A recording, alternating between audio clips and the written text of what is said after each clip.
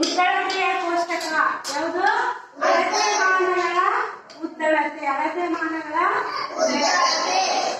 ಮಾನಗಳ ಉದ್ದಳತೆಯನ್ನು ನಾವು metre, centimetre, ಡೆಸಿಮೀಟರ್ ಮತ್ತೆ ಕಿಲೋಮೀಟರ್ಗಳಲ್ಲಿ ಉದ್ದಳತೆ ಏನ್ ಮಾಡ್ತೇವೆ? ಅಳತೆ ಮಾಡ್ತೇವೆ. ಹಾಗೆ 10 ಮಿಲಿಮೀಟರ್ ಅಂದರೆ ಎಷ್ಟು ಸೆಂಟಿಮೀಟರ್? 1 ಸೆಂಟಿಮೀಟರ್. 10 ಸೆಂಟಿಮೀಟರ್ ಅಂದ್ರೆ 1 ಡೆಸಿಮೀಟರ್. 10 ಡೆಸಿಮೀಟರ್ ಅಂದರೆ 1 ಮೀಟರು. ನಿನ್ನೆ ಕೇಳ್ಬೋದು 10 ಡೆಸಿಮೀಟರ್ ಅಂದ್ರೆ ಎಷ್ಟು ಅಂತ ಹೇಳಿ. 1 ಮೀಟರ್. 10 ಮೀಟರ್ ಅಂದ್ರೆ ಎಷ್ಟು? 1 decametre. 10 decametre is equal to 1 ಹೆಕ್ಟೋಮೀಟರ್.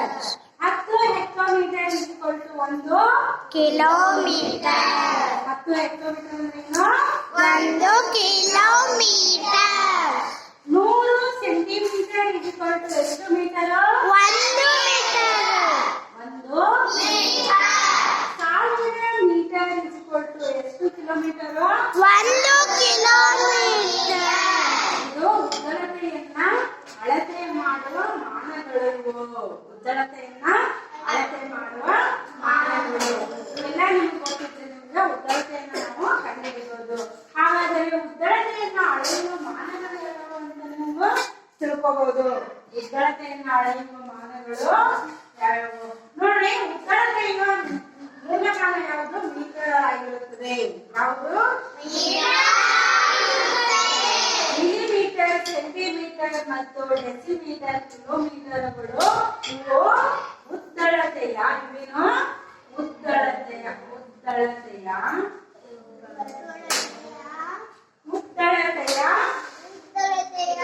ದೊಡ್ಡ ಮಾನಗಳು.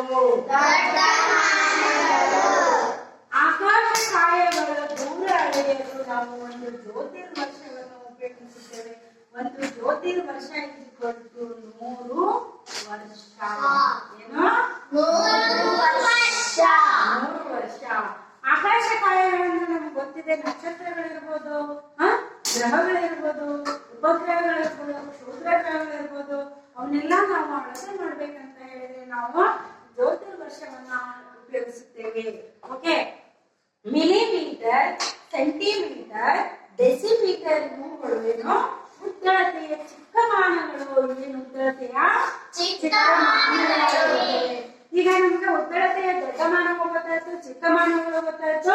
ಉದ್ದಳತೆಯನ್ನ 10 ಮಿಲಿಮೀಟರ್ ಅಂದ್ರೆ ಎಷ್ಟು ಸೆಂಟಿಮೀಟರ್? 1 ಸೆಂಟಿಮೀಟರ್ ಅನ್ನೋದು ಗೊತ್ತಾಯ್ತು. ಈ ಕೋಷ್ಟಕವನ್ನು ನೀವು ಏನ್ ಮಾಡ್ಬೇಕು? ಬಯಟ್ ಹಾಕ್ಬೇಕು.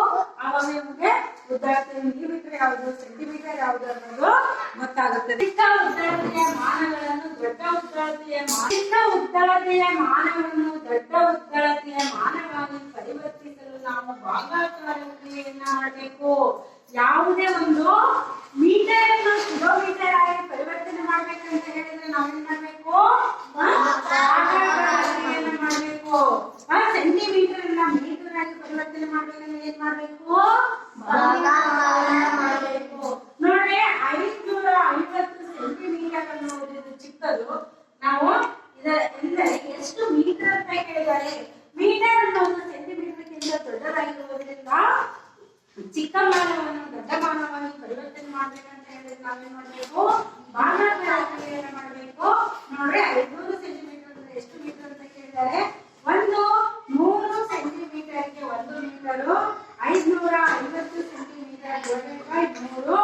550 ಡಿವೈಡೆಡ್ ಬೈ 100. ಈ ಜೀರೋ ಕ್ಯಾನ್ಸಲ್, ಈ ಜೀರೋ ಕ್ಯಾನ್ಸಲ್. ಇಲ್ಲಿ 10 ಉಳಿತು, ಇಲ್ಲ 55 ಉಳಿತು. 10 ಎಷ್ಟೇ? 10 ಒಂದೇ, 10 50. ಇನ್ನು 5 ಉಳಿತು. ಬಿಂದು ಕೊಟ್ಬಿಟ್ಟು ನಾವೇನ್ ಮಾಡ್ಬೇಕು? ಪೂರ್ತಿ ನಿಲ್ಸ್ಕೊಂಡಾಗ 50 ಆಗುತ್ತೆ. 10 50. ಹಾಗಾದ್ರೆ 5 ಮೀಟರ್ 5 ಸೆಂಟಿಮೀಟರ್ 5 ಸೆಂಟಿಮೀಟರ್ ಚಿಕ್ಕ ಉದ್ದಳತೆ ಮಾನ.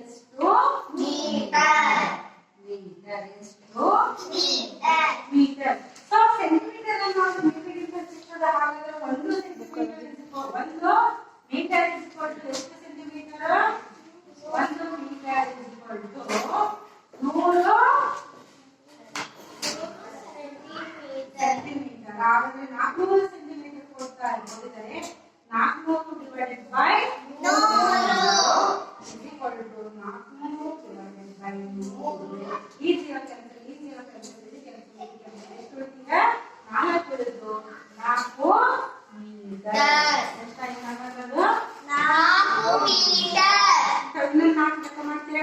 ಮಾಡ್ತೀನಿ ಇವಾಗ. ದೊಡ್ಡ ಮಾನವನ್ನು ಚಿಕ್ಕ ಮಾನವನ್ನು ಪರಿವರ್ತಿಸ ಮಾಡಬೇಕಂದ್ರೆ ನಾವೇನ್ ಮಾಡ್ಬೇಕು? ಗುಣಾಕಾರ ಕ್ರಿಯೆಯನ್ನ ಮಾಡ್ಬೇಕು. ಏನ್ ಮಾಡ್ಬೇಕು? ಗುಣಾಕಾರ ಕ್ರಿಯೆ ಮಾಡ್ಬೇಕು.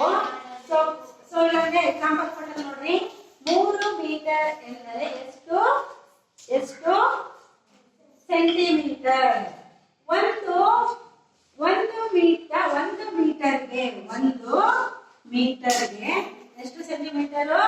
100 ಸೆಂಟಿಮೀಟರ್. ಹಾಗಾದ್ರೆ 3 ಮೀಟರ್ ಅಂದ್ರೆ 3 ಮೀಟರ್ ಇಂಟು 100 ಇಕ್ವಲ್ ಟು 3 ಕೂದಲೆ ಕೋಜಿ 3 ಕೂದಲೆ ಕೋಜಿ 3 ಒಂದಲೆ 3 ಎಷ್ಟು? 300 ಸೆಂಟಿಮೀಟರ್. ಎಷ್ಟು? 300 ಸೆಂಟಿಮೀಟರ್. 4 ಕಿಲೋಮೀಟರ್ ಎಂದರೆ ಎಷ್ಟು metre? 1 kilometre equal to 1000 metre. 1 kilometre equal to 1000 metre.